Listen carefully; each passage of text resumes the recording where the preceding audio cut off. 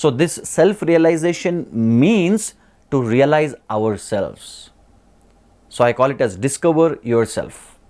So you have to discover yourself and you have to discover yourself. Yourself and yourself. It has two different meanings.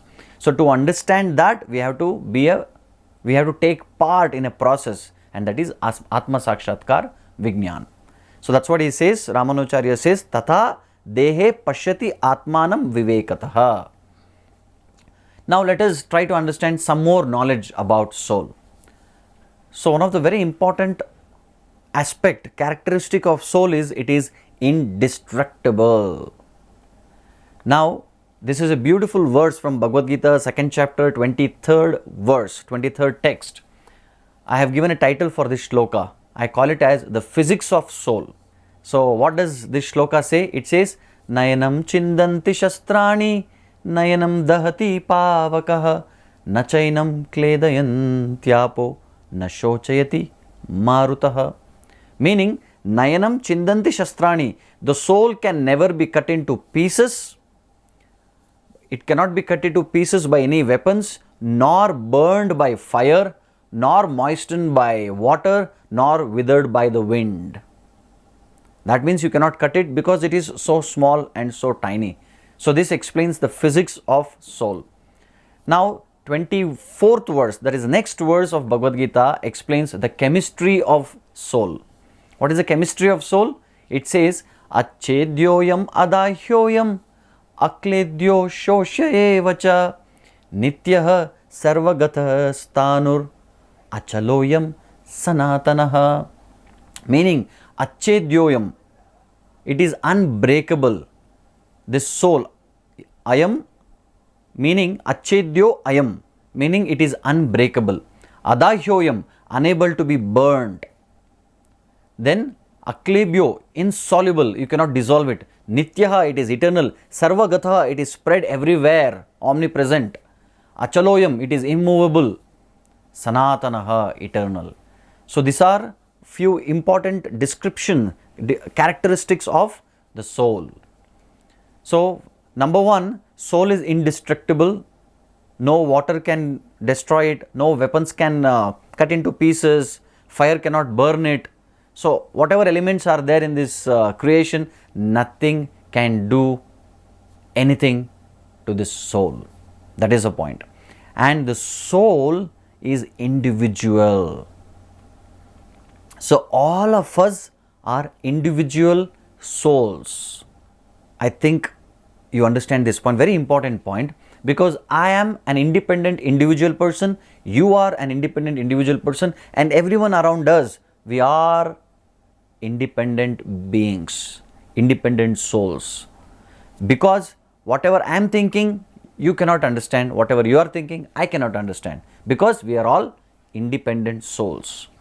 Then soul has form and personality.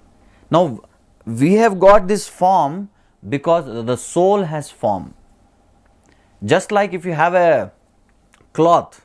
So now this cloth is just a small material. Now when I put my hand, so this cloth will get the form of the hand or a finger. Now there is one finger. So similarly, so the soul has form, because of that all the body gets the form. It is not that soul has no form. Because the soul has form, the body gets the form. And soul changes bodies. Now, I myself am the soul and I have got this body. I think in detail with experiment we discussed about this. So now, I live in this body as long as this body is favorable for my living. If at all, if I meet with an accident or something very big injury happens to this body, then I cannot live in this body. I have to change the body. That is the point. The soul changes the bodies from one body to another body, from that body to yet another body. So like that it goes on and on and on until it achieves the perfection or self-realization. Then next question, what is the size of the soul? It's quite interesting. The scripture gives the description of the size of the soul also. It says, keshagra shatabhagasya shatada kalpitasya cha. You know what is the size of the soul? Kesha agra. So just take one hair and take that one hair and cut it into pieces, 100 pieces, and take one piece out of that and again cut it into further 100 pieces, and take one from that and further cut it 100 times, and take that one tip, and that too, that one small piece, the tip of that is the size of the soul. That means the size of the soul is 1/10,000th tip of a hair. That shows it is inconceivable. It is achintya, inconceivable. We can't even conceive, understand what is soul. Such tiny part, but it does so many things. Then, where is it situated? Where is the soul situated in the body? So the scriptures says, even in Bhagavadgita, Krishna says, the soul is seated in the region of the heart. That is why whenever we try to say something about ourselves, we generally say, I am so great, I am this, I am that. So whenever we say I, actually we point out to our heart, chest part, because it is by intuition it happens, but actually there is a logic for that also.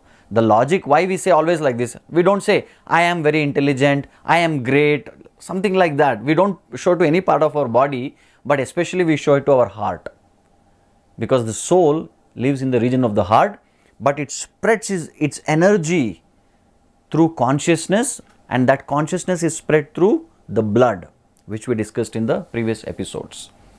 Then, what is the characteristic of the soul? It is Sat, Chit and Ananda. It is eternal, full of knowledge and full of bliss. So that is the characteristic of the soul.